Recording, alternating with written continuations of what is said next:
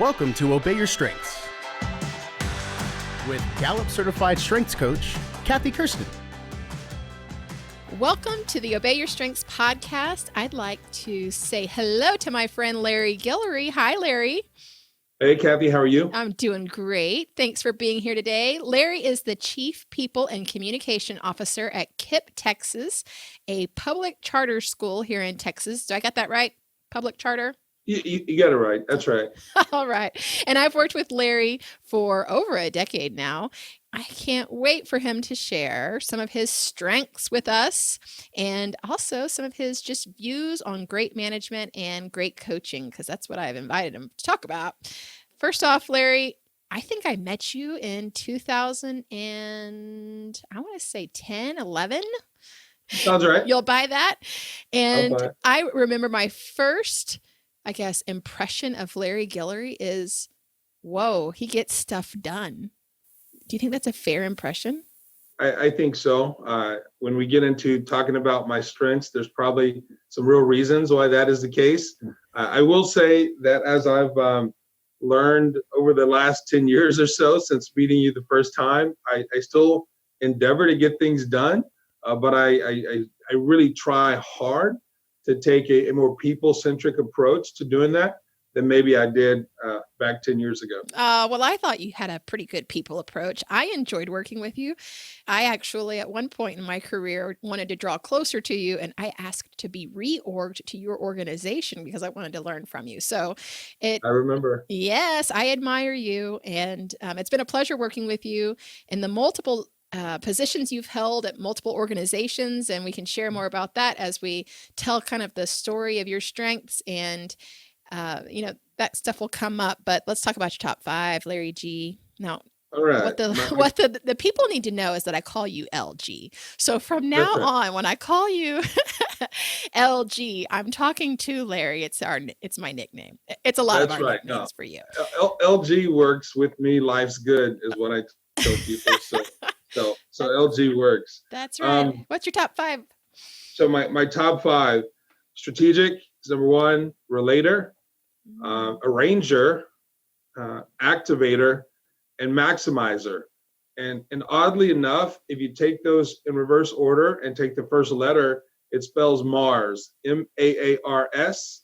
And there are times when that healthy combination of me, and then I work with people, they really do feel like I'm from another planet, from planet Mars, because it does, create an interesting mix of seeing the future, but want to act right now on certain things. So I'd agree with that, but I've never seen someone take an acronym of their strengths. That's pretty cool. Mars, Larry. Okay. I'm all about strengths. So. Yeah, you are. And your maximizer number 5, I happen to be, as you know, a maximizer number 5. We like to maximize. We're never settled. Never settled. Right. Tell us a little bit about your career story. I know that you had an amazing opportunity as a young leader at AT&T. If you want to start out there, or maybe even prior to that, tell us a little bit about your leadership story of where some impactful moments happened. Definitely. I guess it probably started, first of all, my passion for people probably was first kind of evident when I was attending the University of Oklahoma. There, I was working on a degree in engineering. I was brought to Oklahoma by way of the National Merit Scholarship Program. And while at OU, I became a recruiter. So I worked in the National Merit Office, and I recruited other scholars from across Oklahoma, Texas, other states. Gave me an opportunity to really share in what made Oklahoma attractive to me. And also it introduced me to lots of what would become future leaders, not only at OU, but now out in corporate America. From OU, I went into, as you mentioned, the Leadership Development Program at AT&T. I describe it as a high-risk, high-reward program. The idea was that we'd come in, get 3 assignments over about 3 years. In those assignments, they were all people management assignments. And so you had to learn quickly how to relate, how to connect with people, people who in most cases had been in their jobs much, much longer than we had been in our careers at all. But it was a way for us to quickly learn, personal kind of interactions and leadership abilities in the role. The risk of the role, though, was at the end of 3 years, you either got promoted or you were asked to do something else.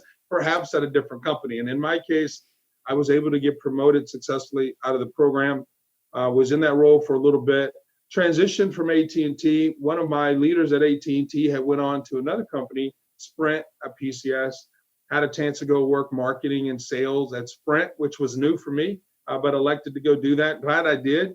Learned a ton in the marketing and sales world that really ultimately helped me immensely as a leader, and definitely a leader of people and someone responsible for people functions or talent functions at different organizations. From AT&T, went to Sprint for a while, then a boomerang back to AT&T, was there for a few years, and then took a position with Harrah's Entertainment. Harrah's and Caesars were going through a big merger. I had a chance to run a big chunk of HR for that organization. At that time, it was about a $12 billion business. We had about 75,000 employees across the world, and that looked like probably 40 or so locations across the world as well. I learned a ton there, was living in Las Vegas, enjoying my time there, but missed technology and had a chance to leave that job and join another really, really smart kind of mid-growth startup company at the time called Red Hat. Red Hat was super exciting to me because Red Hat was one of these technology companies that was highly, year over year, regarded as the best places to work type organization. They had sort of made the shift from, really being an enlightened leadership culture where, as a leader, you weren't expected to be the smartest person at the table. As a leader, you were expected to bring smart people around you and really be an icon or a beacon for other talented people to find their way to Red Hat. And so it was much more important as a leader to be an attractor of great talent than to necessarily be the brightest person at the table. So for me, that was a real awakening and an aha moment. It's also where I probably got some of the foundational leadership that I bring forward, in my career now around servant leadership. That was really a push of ours, and really understanding that as a leader, I'm certainly there to not only serve customers, serve the business, but absolutely serve the team members. And, I will say that there were other companies that I've been back in my career or had a chance to partner with, but that wasn't always kind of the prevailing mindset as a leader. And so I often think about that time as kind of a pivotal leadership transition in the way that I thought about being a leader and why being a leader was important. And then ran through some other technical organizations, landed at Rackspace in San Antonio, where Kathy, you and I had a chance to meet and work together. Again, great places to work culture, a lot of servant leadership, always putting Rackers first. And so found that was an organization where I could really thrive. The other thing that was super exciting for me is that my strengths were able to really be not only put on a showcase, but I was able to literally every day engulf myself in work that allowed me to bring my best into the role. Interestingly, about Rackspace, I had a chance to meet with Graham Weston, Kathy, who you know really well, and I'm all pumped up to go meet with Graham. I'm like, I got my 90-day plan. I got all these things ready to go. I get into the meeting with Graham, and the first thing we did, and it took our entire time together, was he asked me the same question you started with. Larry, what are your top 5 strengths? And so we went through my whole strength reading for about 45 minutes. Reading. We did, because realizing that for me, at that time, it was all relatively new for me. It wasn't for Graham, right? As a seasoned practitioner, relatively new for me. I'm sitting there thinking, what is all this? And then he's asking me questions and almost, asking me questions to sort of validate behaviors that he anticipated I had just based on my strengths profile. So it was really an interesting and in lots of real ways, life-changing experience. Made me really want to embrace strengths, as we all did at Rackspace. Became ultimately kind of myself certified and being able to coach people around strengths just because that experience was so again, I think, changing for me. I have a funny little tidbit to add to that. One time I was sitting in a meeting with Graham and someone else was pitching something to him and asked Graham, hey, do you require people to take StrengthsFinder before you work with them? And he looked at him and said, well, no, I don't. But I don't work with anyone I don't know their strengths. Right. Right. So you fill in the blank with that. So it's really funny that he spent his first one-on-one with you learning about strengths. No, he absolutely did. We spent that time together, and it was great. So really enjoyed the time at Rackspace. Left Rackspace to go work in healthcare with a few private equity firms, taking small companies through kind of acquisition and then back to sell. And now I've been at Kipp Texas Public Schools for the last year and a half, again in the role as Chief People Officer, helping this organization through an integration and merger, and then through kind of a scaling and growth operation. Right now, we have over 50 schools. We serve almost 30,000 students across the state and are one of the largest charter school organizations in the country. Well, it's been fun to watch your career through the last decade that I've gotten to know you. And I always appreciate an opportunity to work with you. I jump at that chance. You know, one thing that I have learned about working with Larry Guillory is that your activator is strong. So one way that I've learned to, I guess, play to the strength of your activators, when you give me an idea, I say, yes, let's do it. And then I get started on figuring out how to do it later on, not asking too many questions. My strategic input learner definitely wants to ask you lots of questions, I'm sure. In the early days, I frustrated the heck out of you. But I've learned to now go, you know what, we'll figure it out as we go. That's what an activator does. So it's been fun, Larry. And I want to tease out a little bit more about your strengths. If you were to say what strengths were showing up very, very early on for you, tell me, you know, some stories from your early career days. That's great. I would say, you know, oddly enough, I was early in my career. Probably the two that I leaned on the most were my top two, oddly enough. Strategic and Relator were really, really natural for me, but created a certain amount of frustration. I'll start with strategic. You know, when you join an organization as a manager, you're not always in a position where your work is strategic on a day-to-day basis. Your work can be a little bit more tactical, a little bit more operational. And honestly, Kathy, for me, early in my career, I struggled with that. I wanted, my natural instinct was I wanted to be a different set of conversations. I didn't just want to execute a decision that had already been made. I wanted to participate in the discussions that where people arrived at the decision because I felt like I had an ability to kind of see around corners. I had an ability to bring things together in a way that could help, but I just weren't in those roles functionally that really called for that back when I was an early manager in my career. And so frankly, there were big parts of my day that would be frustrating because I was just called in to execute on someone else's plan or someone else's strategy. And I felt like the organization was leaving a lot of what I naturally had to deliver on the table. The second, though, that was really, really beneficial, as I mentioned at AT&T, and it was Southwestern Bell back then, now it's AT&T, I was in people leadership roles. And so I inherited organizations that, you know, in large sense, a lot of folks that I led early, these were union represented employees. These are folks who, for different reasons, hadn't always had a great relationship with management.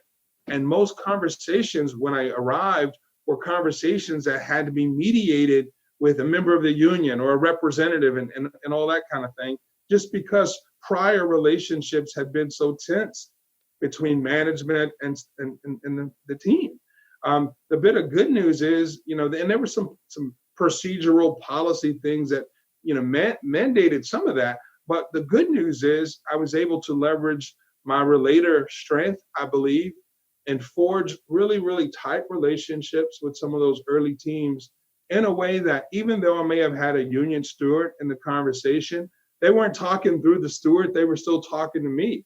And there were workplace issues, people issues that had lived on for years and years and years over things like seniority, over things like the quality of your work versus the quality of my work, but legitimate things that were getting in the way and not allowing people to communicate the way they needed to be effective. I was able, through my ability to relate to each of them kind of individually and relate to the team collectively, able to break through some of those barriers that have been in place for a long, long time.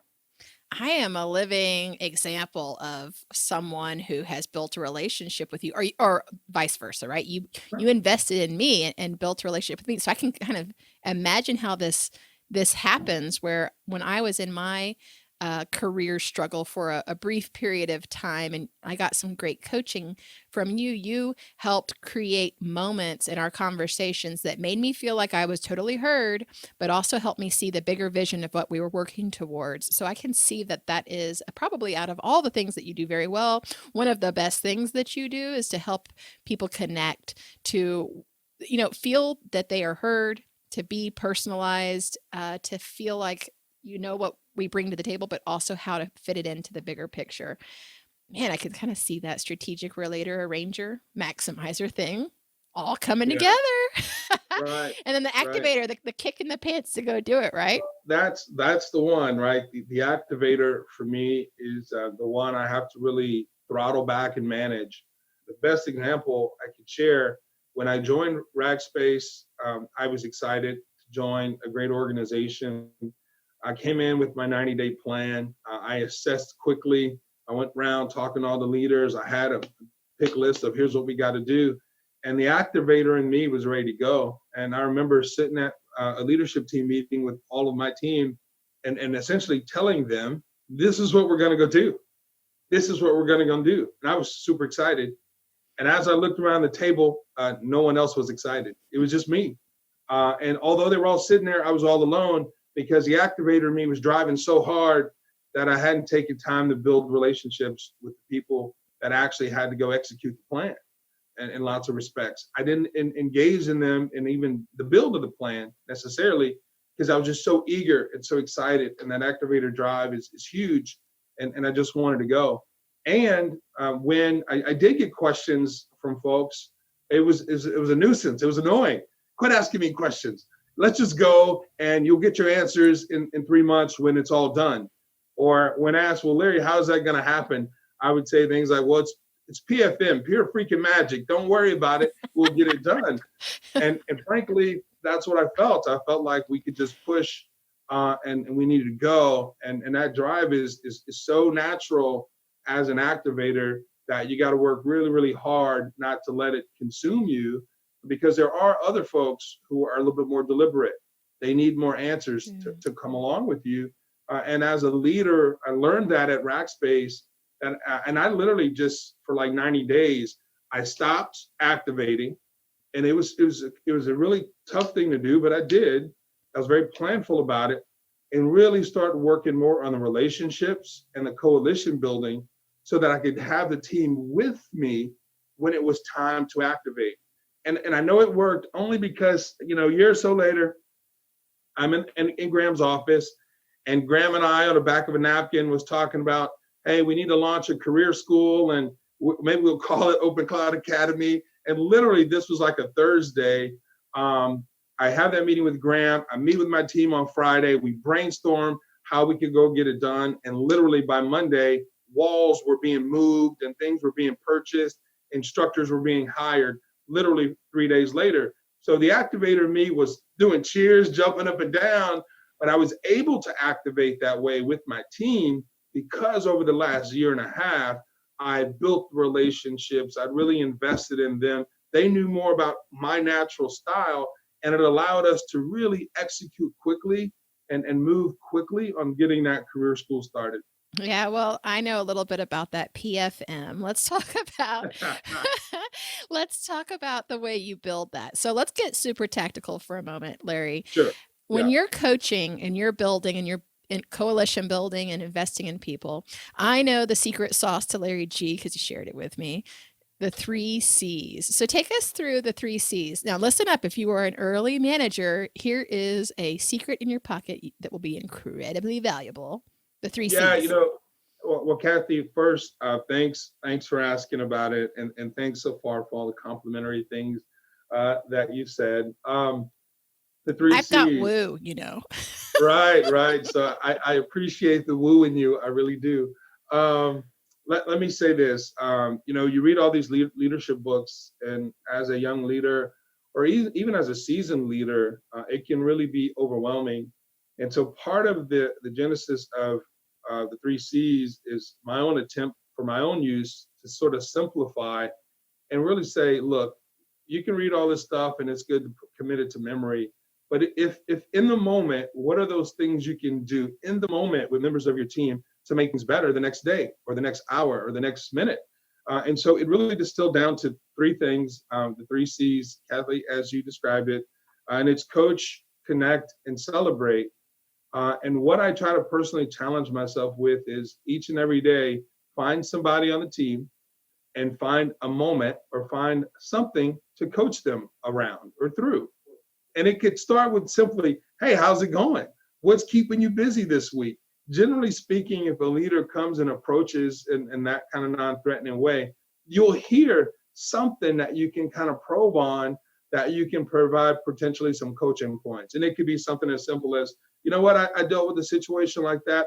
So-and-so over in this team might be able to help you. Or, this resource externally might be a good guide for you to use, or this tool, or whatever the case may be. Or if they're dealing with an interpersonal thing with a member of their team, you can actually talk them through. Here's a good way to have that conversation, or here might be a good way to approach it. But I really try to find a way to find at least one individual on the team. How's it going? What's keeping you busy these days? Whatever that will create an opportunity for me to offer kind of a point on coaching. And it can range across a number of disciplines or competencies, but it's an opportunity to coach. And then the connection piece, it could be a personal connection time, or it could be a work connection time. Like for one person, I remember at RAC, we connected over music. Hey, I understand you play in a band, and I see you occasionally with a guitar. What music do you like?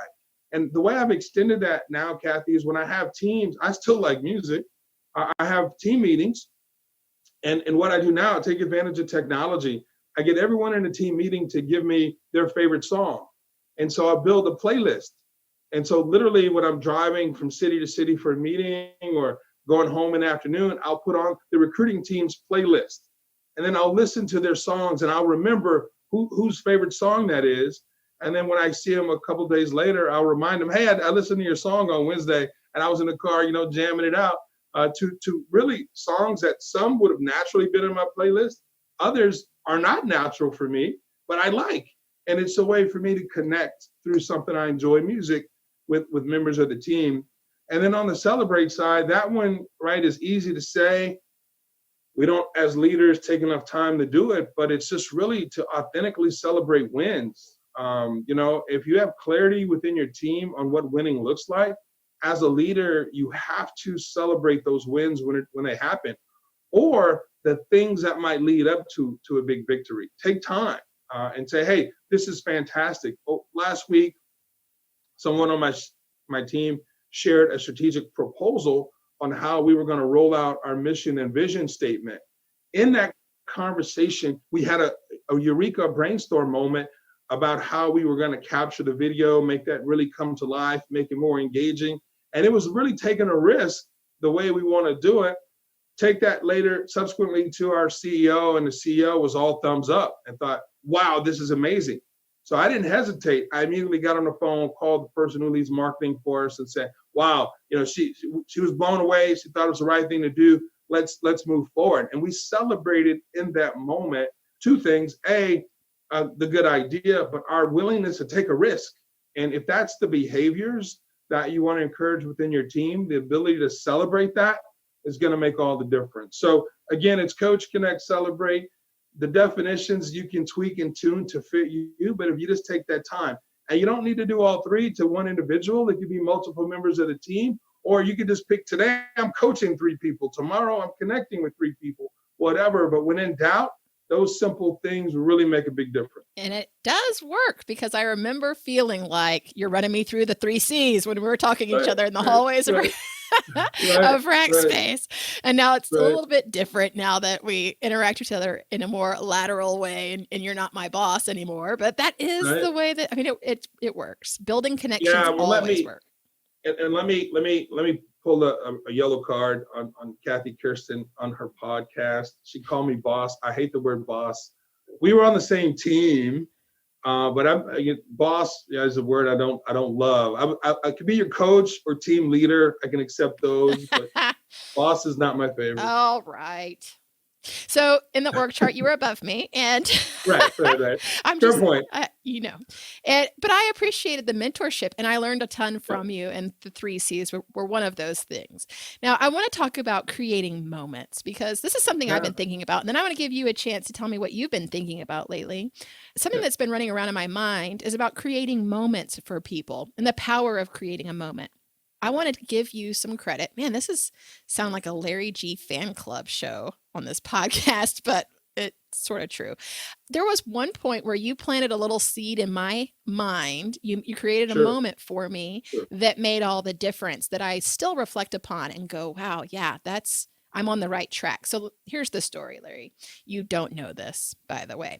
After one of our senior leadership meetings at Rackspace, the C-suite were meeting, and we were you and I and the SVP of HR were going in to talk about some culture work that I was owning and working on.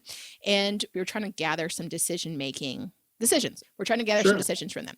And I was the person in charge of presenting. So the SVP introduced me. Everyone knew who I was, but I did the thing, right? I went out there, I set the context, I gave them all they needed to do, and I asked for the decision. We got the decision, we walked out.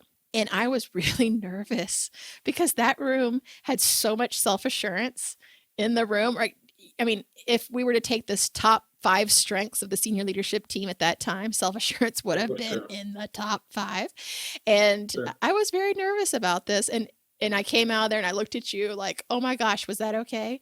And you said, you are so influential. That was probably the most influential presentation I've ever seen. And I thought, Larry G's seen a lot. And I don't know if I even said anything to you, to be honest, but I planted that in my head and I believed that about myself. And so that's what I'm talking about creating a moment. We can empower people, help recognize their strengths, and empower people to own those strengths in a way that they may not have done naturally. And that's what you did for me. Well, first of all, I didn't know that. So I'm glad that moment had such an impact. I think reflecting back on kind of what headspace I was in, often, we give feedback from our leaders and our peers. And unfortunately, Kathy, that feedback is not always as direct or intentional as it can be.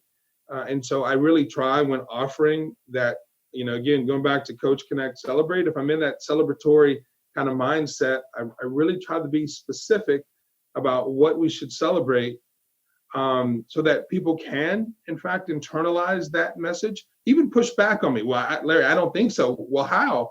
And then I'm able to give evidence, facts, so that will reinforce the hows and the whys. And so people can really believe. My opinion on it is, look, if you can help people believe something that's already true about them, but believe it even more, you're setting their career on fire. You're accelerating them in some really, really meaningful ways. I think about, not only kind of professionally, Kathy, I remember even earlier in my career, I'm working at Sprint. And I didn't know this until later. I was working with this gentleman, Willie Medlock. Willie was a customer service rep for us. And one day after work, he wanted to meet with me. And I thought, okay, well, he's going to quit. What's going on? I don't know what's up with Willie. And he said, well, Larry, I'm not going to take up a lot of time. He said, but I just wanted you to know something. I said, yeah, what is it? He said, well, since you've been working here and I've been working on your team, he says, you know what? I'm a better dad and a better husband.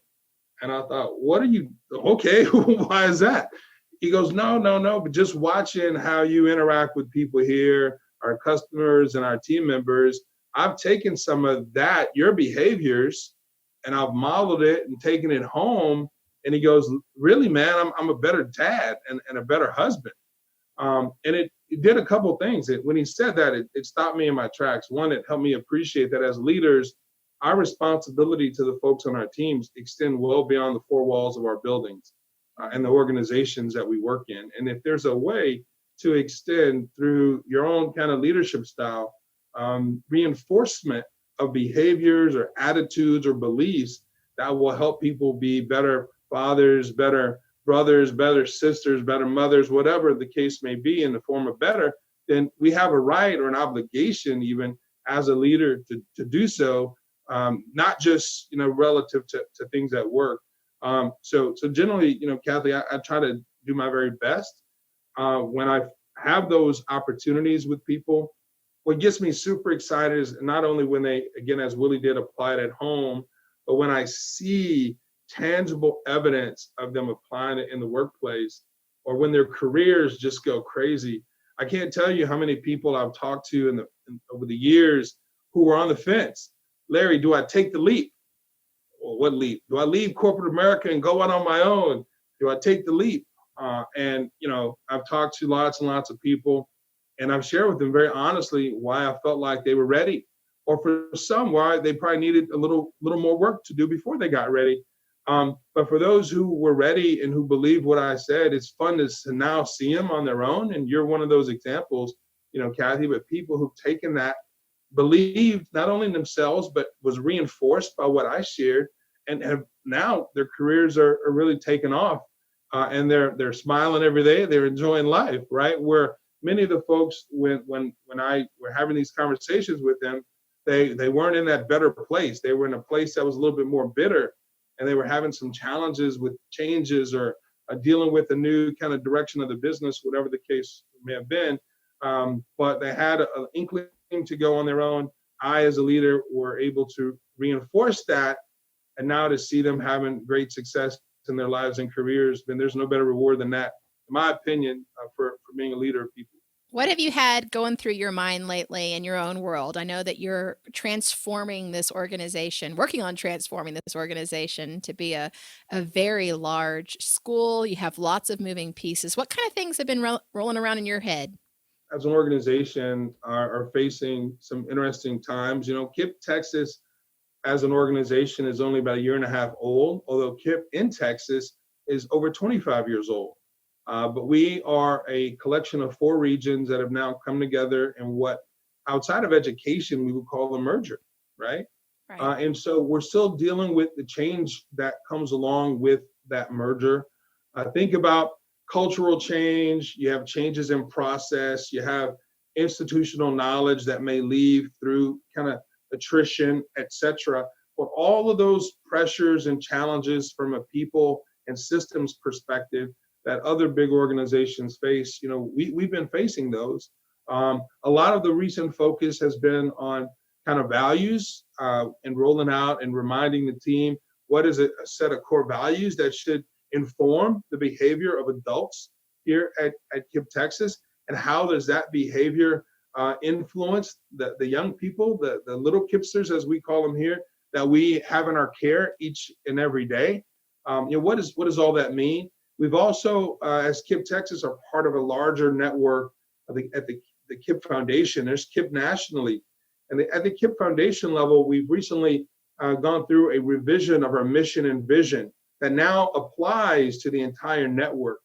In regard to a slightly revised mission and vision, what does that mean when you think about our core values and all the promises we make to young people and their families each and every day? The other thing that's really been occupying a lot of time, I think about education equity. When you think about the communities that we serve, so much of our purpose is to create access to education that is on par, that is strong, that is good, that will enable our students to have access to careers and college opportunities and scholarships on par with folks who might live in areas that have a slight or even a great socioeconomic advantage over the communities that we serve.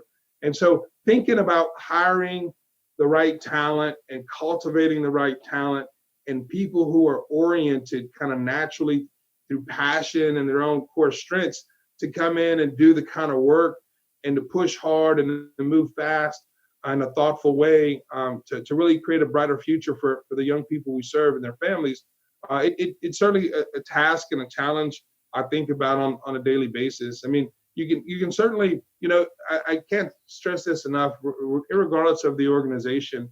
I think talent and having the right people with you makes a huge difference. And in this role, so much of my responsibility is helping teams identify, cultivate, recruit, retain, and engage the right talent. So there's probably not a single day, Kathy, when I'm not thinking about ways to so that tomorrow the talent at Kipp is better. On Friday, the talent's better. The following Monday, the talent's better. How do we get better each and every day across all the jobs and sets of responsibilities we have?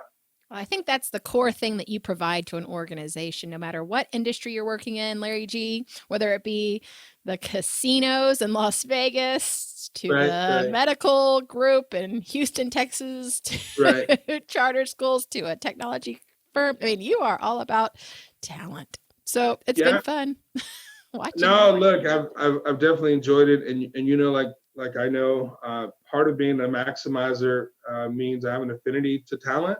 And certainly maximizing that fills my bucket. And the fact that I get paid to do it, man, I'm clearly living the dream. Yes, you are. Well, this was fun. Let me ask you my last question. Sure. If there's any strength that you have to obey in your top 5, meaning, man, you got to feed its need, you got to wrangle with it and wrestle it into submission sometimes. But if there's any talent, you told us early on in your career, it was strategic and Relator, but where are you today? What strength do you have to obey today? Yeah, you know, my maximizer plays really, really strong most days. You know, you got to be careful that it doesn't become a shadow, right? When overplayed, as some strengths can do. But it's great. I now work with teams, and I found a way to position my maximizer well. So now that members of the team will reach out and say, hey, look, Larry, I need you to help me maximize this. So, you know, it takes a while to get there with the team, because sometimes maximizing someone's work could feel like micromanagement, or it could feel kind of overbearing at times.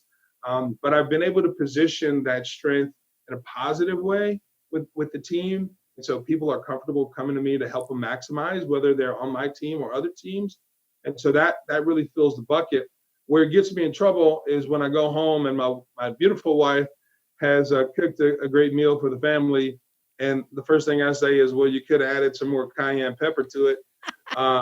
That's not a good thing to maximize. I'm learning that when it comes to my home life, I just need to kind of go with the flow and let my wife do all the maximization that needs to happen there. Oh, does that hit home with me? Well, thank you for your time today, Larry. It's been fun talking with you, and best of luck for the rest of 2020, and I'll catch you on the flip side. All right. Sounds good, Kathy. Take care. Bye. All right. Bye-bye. Obey Your Strengths is produced by Geekdom Media in association with Gameday Media Enterprises. Executive produced by Lorenzo Gomez, John Garcia, and Michael Argent. To learn more about Kathy Kersten, visit her website, kathykersten.com. That's KATHYKERSTEN.com.